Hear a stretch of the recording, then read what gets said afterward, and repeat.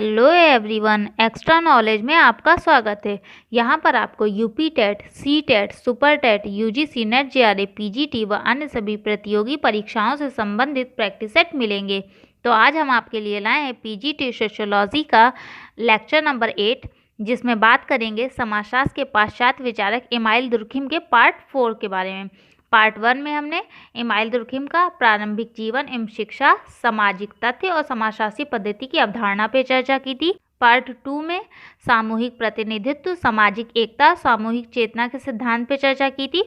और पार्ट 3 में सामाजिक श्रम विभाजन और सामाजिक परिवर्तन के सिद्धांत पर चर्चा की गई थी।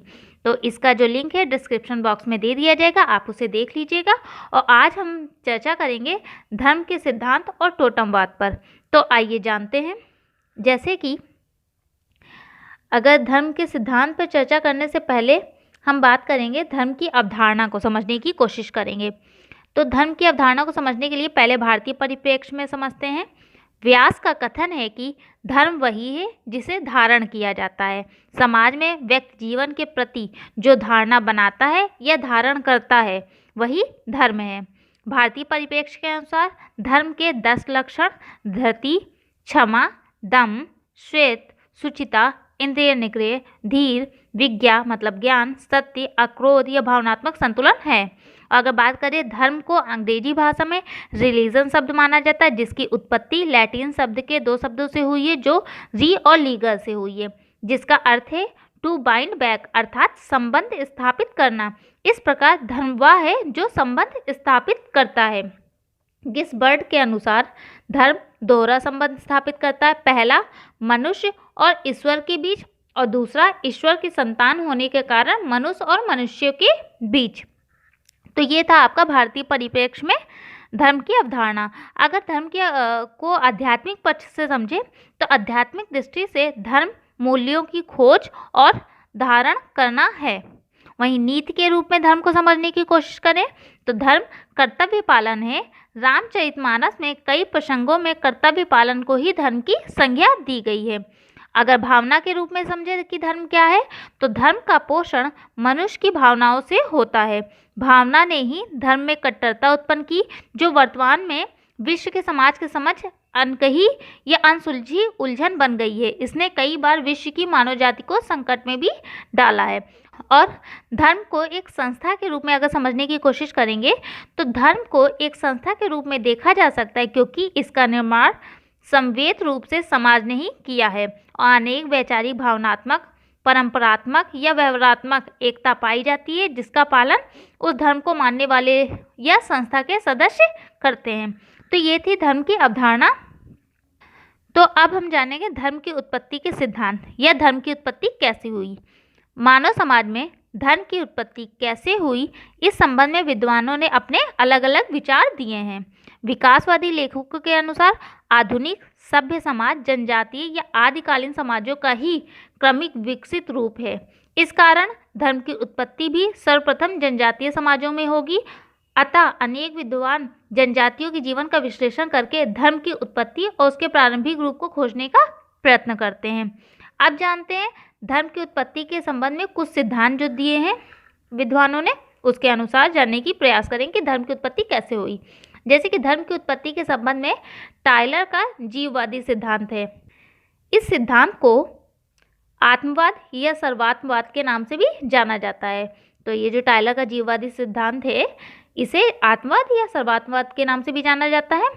टायलर के अनुसार आत्मा की धारणा ही आदिम मनुष्य से लेकर सभ्य मनुष्य तक के धर्म के दर्शन का आधार है।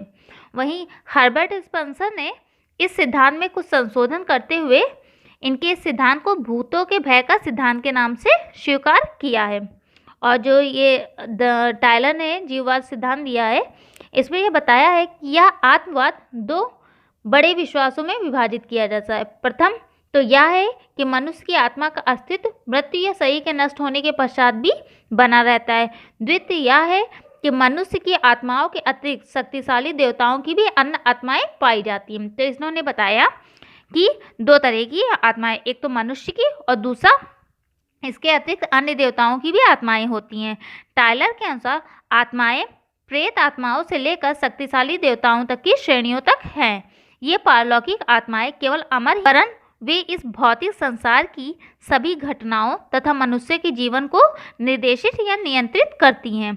इसके अतिरिक्त इन आत्माओं को प्रसन्न रखने के लिए या प्रसन्न रखने पर मनुष्य को लाभ होता है तथा जब ये आत्माएं अप्रसन्न होती है तो मनुष्य को हानि होती है।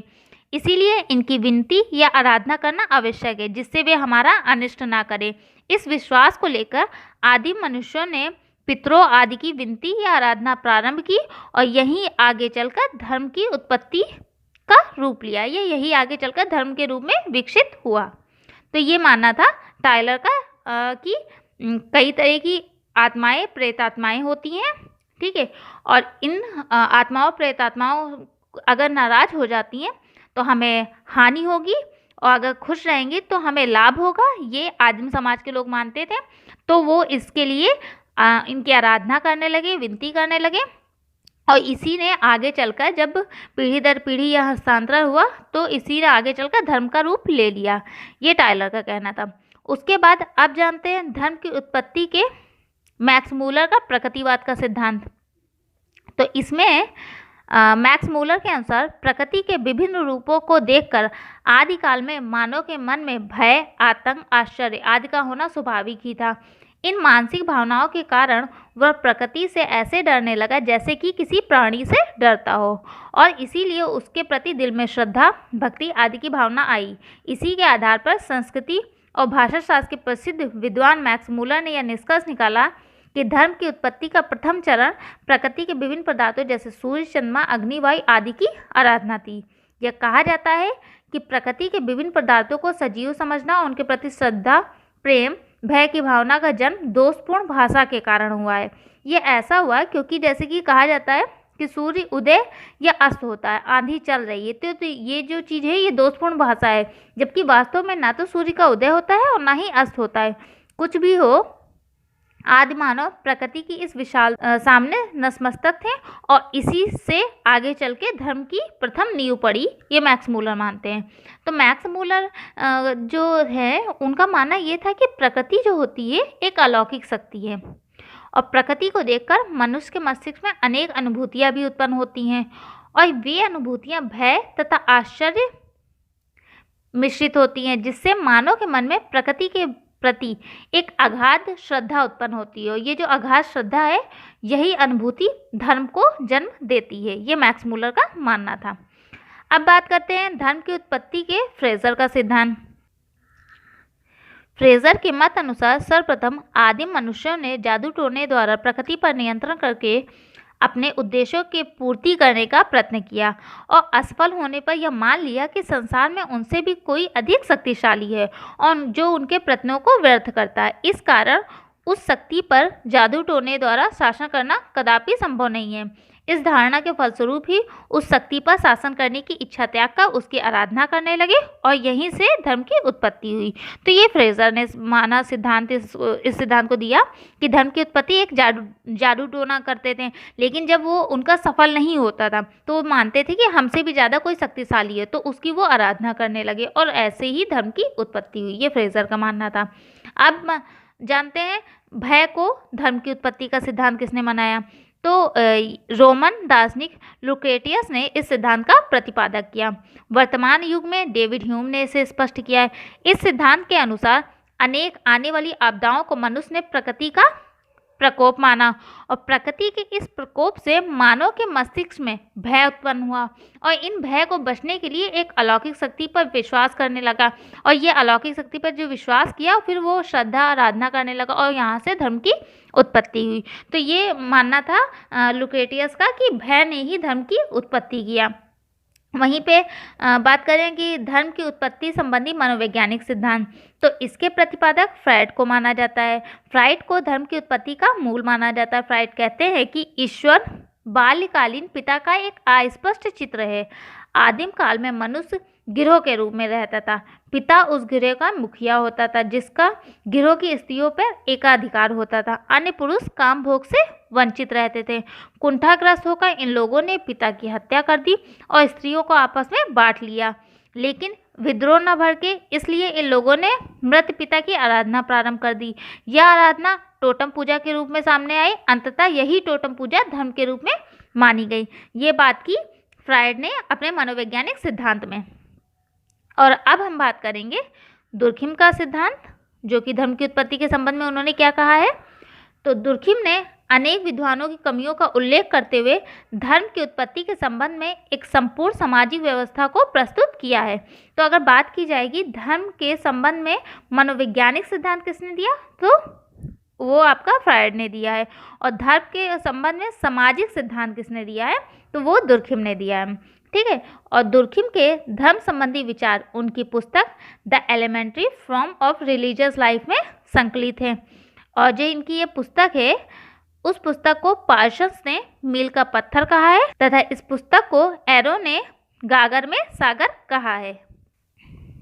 दुर्खिम ने धर्म संबंधी विचारों के प्रतिपादन के लिए दुर्खिम ने ऑस्ट्रेलिया के अनेक जनजातियों का गहन अध्ययन किया, जिसमें सर्वप्रथम अरुंटा जनजाति तथा अन्य कुछ और जनजातियां थीं, जिसमें वारामूगा जनजाति, कैनिस, उराबूना, यदियरी, ये सब जनजातियां थी जिनका दुर्खिम ने अध्ययन किया।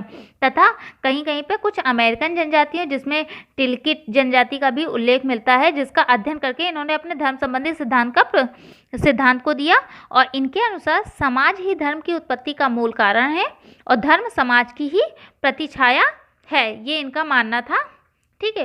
तो इन्होंने अपने धर्म संबंधी सिद्धांत द्वारा यह प्रमाणित करने का प्रयास किया कि धर्म समग्र रूप से एक सामाजिक घटना है, वह इस अर्थ में कि नैतिक रूप से सामूहिक चेतना का प्रतीक ही धर्म है।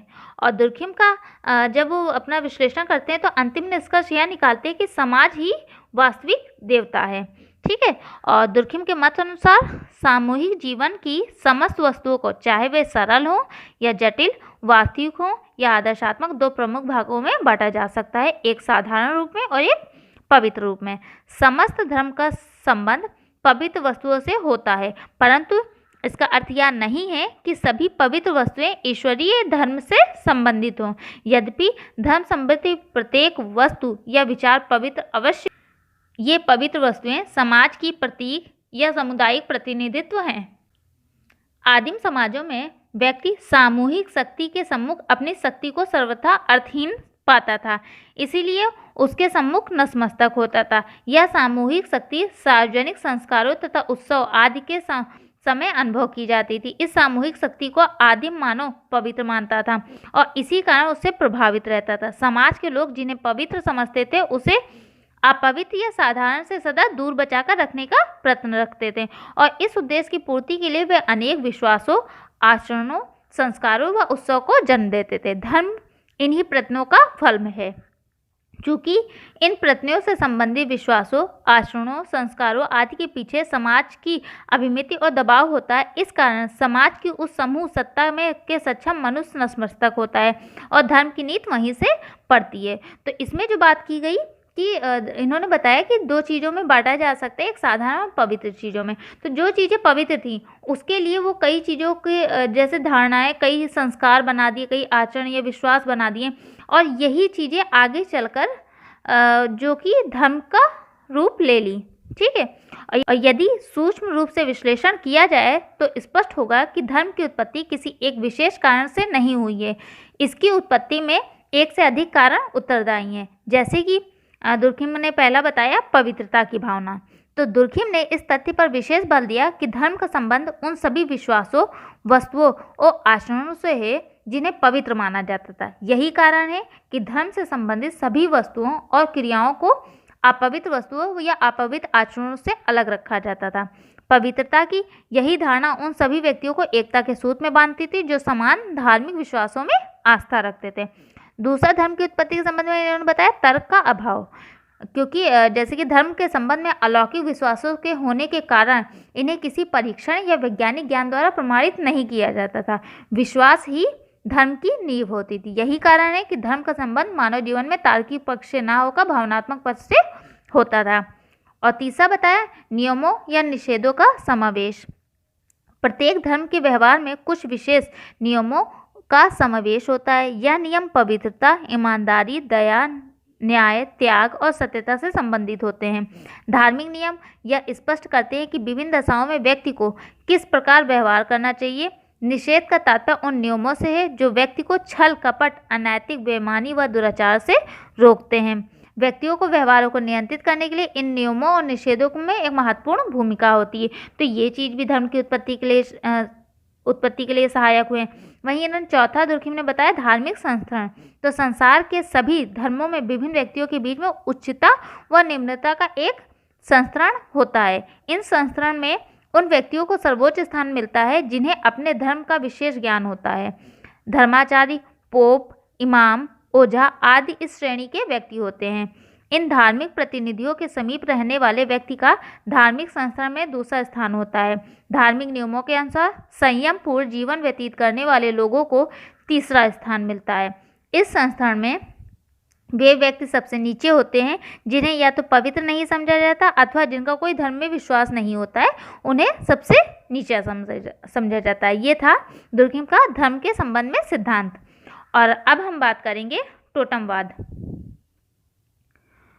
तो जो टोटमवाद है, इसकी अगर बात करें तो दुर्खिम ने टोटमवाद से जुड़े विश्वासों और कृत्यों को धर्म की उत्पत्ति का एक मूल कारण माना है। तो इन्होंने टोटमवाद को भी दुर्खिम ने धर्म की उत्पत्ति का कारण माना है। संसार में अनेक आदिवासी जातियों में टोटम की धारणा विद्यमान पाई गई है। आदिवासी लोगों के लिए टोटम देवतुल्य माना जाता है और इसके साथ अनेक धार्मिक क्रियाकलाप जुड़े होते हैं। ठीक है, तो टोटमवाद जो होता है वो आदिवासियों में आज भी विद्यमान है। और अगर हम बात करें टोटम के अर्थ की, तो किसी गढ़ चिन्ह के साथ जुड़े हुए विश्वासों, प्रथाओं और संस्कारों के समूह को टोटमवाद कहते हैं। जैसे गढ़ चिन्ह का मतलब होता है कि टोटमवाद किसी भी सामाजिक समूह तथा किसी प्राकृतिक वस्तु जैसे कि वृक्ष, पशु आदि के बीच स्थापित प्रतीकात्मक संबंधों की अभिव्यक्ति होता है। मतलब किसी एक चीज़ को, किसी पशु को अपना टोटम मान लिया तो उसके प्रति वो इतना ज़्यादा मतलब श्रद्धा होती है कि उसको वो किसी तरह का हानि नहीं पहुंचाते। किसी भी पशु पक्षी को अपना टोटम मान लेते हैं आदिवासी और उसके प्रति श्रद्धा की भावना हमेशा रखते हैं। और दुर्खिम ने इसकी व्याख्या धार्मिक जीवन के अति प्रारंभिक स्वरूप में की गई है और बताया कि टोटम की पूजा मतलब स्वयं की पूजा है। दुर्खिम का कहना है कि टोटमवाद के आधार पर ही पवित्र और साधारण वस्तुओं में भेद करने की भावना का जन्म हुआ है। तो ये था टोटमवाद। अब अगर बात करें कि टोटमवाद की विशेषताओं पे, तो पहली विशेषता गूढ़, अलौकिक तथा पवित्र संबंध। तो टोटम के साथ एक गोत्र के सदस्य का या अपना कई प्रकार का गूढ़, अलौकिक तथा पवित्र संबंध मानते थे। ठीक है, और दूसरा ये विशेषता है टोटम भविष्यवाणी या चेतावनी देती है। तो टोटम के जो साथ है इस अलौकिक एवं पवित्र संबंध के आधार पर भी यह विश्वास किया जाता है कि टोटम उस शक्ति का अधिकारी है जो उस समूह की रक्षा करते हैं और सदस्यों को चेतावनी देते हैं तथा उसकी भविष्यवाणी करते हैं। तो ये मानते थे जो जनजातियां होते थे वो टोटम को मानते थे कि वे उनकी रक्षा करते हैं और चेतावनी या भविष्यवाणी उनको देते हैं टोटम। और तीसरी विशेषता है भय, श्रद्धा, भक्ति व आदर की भावना। तो टोटम के प्रति विशेष भय, श्रद्धा, भक्ति व आदर की भावना होती है। टोटम को मारना, खाना या किसी प्रकार की चोट पहुंचाना एकदम निषिद्ध था और इसकी मृत्यु पर भी शोक प्रकट किया जाता था। टोटम, उसकी खाल या उससे संबंधित अन्य वस्तुओं को बहुत ज़्यादा ये लोग पवित्र मानते थे। मतलब किसी भी चीज़ को, अगर जिस चीज़ को इन्होंने टोटम का रूप लिया है, जैसे किसी पक्षी को या बाज को या सांप को, किसी भी चीज़ को लिया है, तो उसकी खाल से संबंधित अन्य वस्तुओं को भी ये पवित्र मानते थे। और चौथी बात जो विशेषता है, टोटम सामुदायिक प्रतिनिधित्व का प्रतीक है। तो जो टोटम की उत्पत्ति है उसी समुदाय रूप में समाज के प्रति अपनी श्रद्धा भाव के कारण हुई है। यही श्रद्धा भाव जो होती है पवित्रता की भावना को जन्म देता है और टोटम समूह के समस्त सदस्यों को एक नैतिक बंधन में बांधता है। यही कारण है कि टोटम समूह के सभी सदस्य अपने आप को एक दूसरे से के भाई बहन मानते हैं और आपस में कभी विवाह नहीं करते हैं। मतलब अगर जिनका एक जैसा टोटम का जो भी, जैसे किसी ने एक पक्षी को लिया टोटम के रूप में और वही दूसरे जनजाति लोग मानते हैं, तो वो दोनों आपस में भाई बहन लगेंगे, तो उनमें विवाह नहीं हो सकता है। तो ये था टोटमवाद की विशेषताएं। और टोटमवाद की इन विशेषताओं का उल्लेख करते हुए दुर्खिम इस निष्कर्ष पर पहुंचते हैं कि किसी भी धर्म की उत्पत्ति में उक्त सभी तत्वों का होना परम आवश्यक है। इस कारण यह निश्चित रूप से कहा जा सकता है कि टोटमवाद सब धर्मों का प्राथमिक रूप है, क्योंकि टोटम एक समूह के नैतिक जीवन के सामूहिक प्रतिनिधित्व का प्रतीक है। इस प्रकार धर्म का मूल स्रोत जो है वो स्वयं समाज ही है और समाज ने ही धर्म की उत्पत्ति की है, ये दुर्खिम का मानना था। आई होप आपको धर्म की उत्पत्ति का सिद्धांत, उसकी व्याख्या तथा टोटमवाद समझ में आया होगा। प्लीज़ वीडियो को शेयर करें, लाइक करें एंड सब्सक्राइब करें। Thank you for watching my channel.